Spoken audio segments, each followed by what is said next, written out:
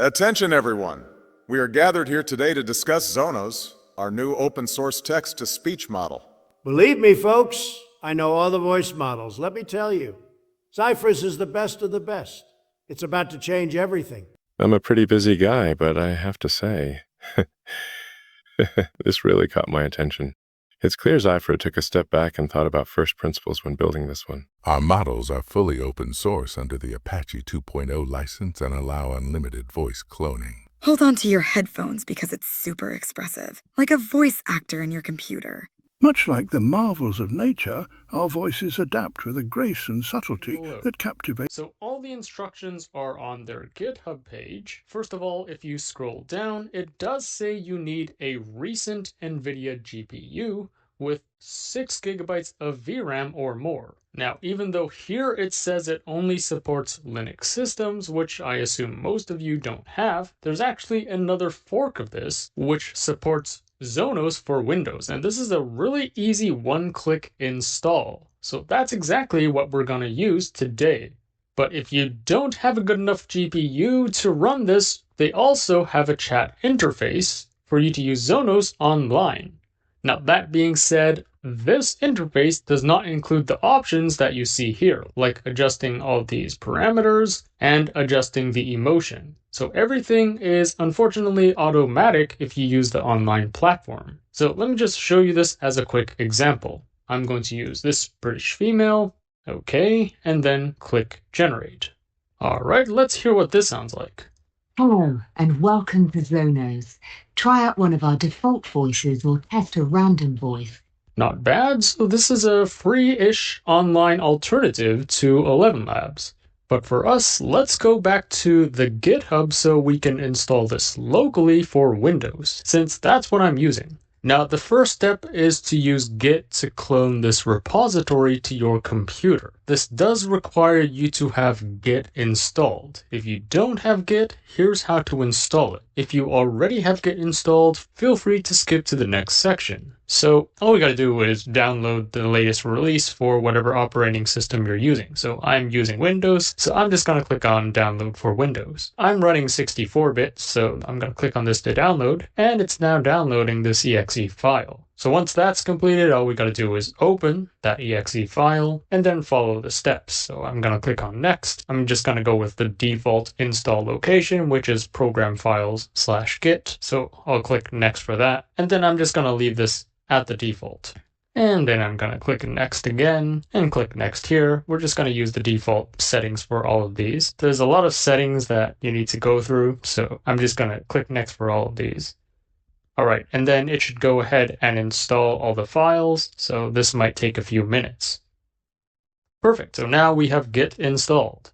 All right, assuming you have Git installed, the next step is to use Git to clone this repository. Now, you can choose to clone this into a folder wherever you want on your computer. I'm gonna clone it on my desktop, so once I have desktop opened, I'm going to click at the top here and then type in cmd to basically open up command prompt on my desktop. And then the next step is over here. Let's click this button and then copy this URL. And then back in our command prompt, we are going to type git clone and then paste in the URL.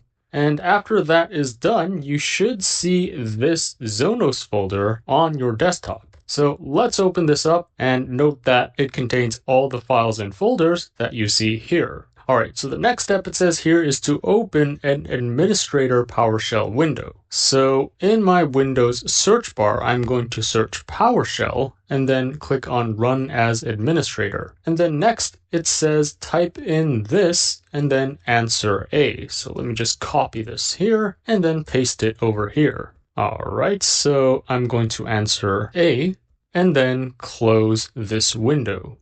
All right, so after that is done, it's just a one-click install. So we just need to use PowerShell to run this.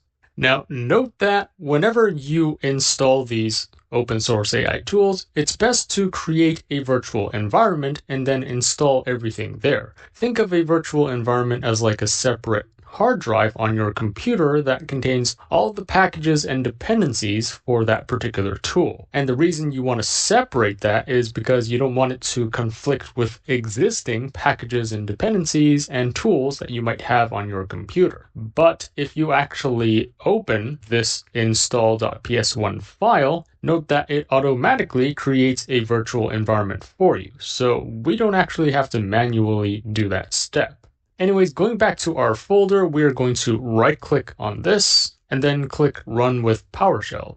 And that's pretty much it. So you can see now it's installing a dependency called UV, and then now it's creating the virtual environment. It's using Python 3.10, and then it's installing some additional requirements like setup tools, wheel, flash attention, Mamba, etc.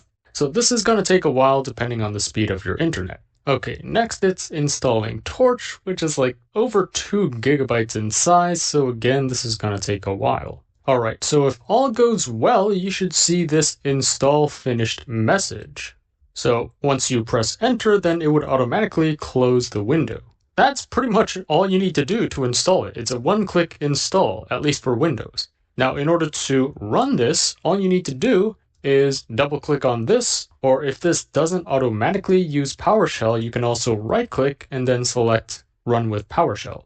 Note that for the first time you run this, it's also going to create a library, which is going to take a few minutes. And after that, it actually automatically opens up this Gradio interface on my browser. So even though I'm using the Chrome browser, note that this page is completely local. This is not an online page. And then when I open up command prompt, it looks like it needs to download this SafeTensors file, which is basically the model that generates the audio. And apparently this is over 3 gigabytes in size. So again, depending on the speed of your internet, this might take a while. Okay, so after it has installed the SafeTensors file, note that this Gradio interface is now ready to run. Now let me close this up and actually show you how do you start this from scratch, let's say the next day. So it's really simple. All you need to do is open your Zonos folder and then right-click on this run gradio.ps1 file and then run it with PowerShell. And it would automatically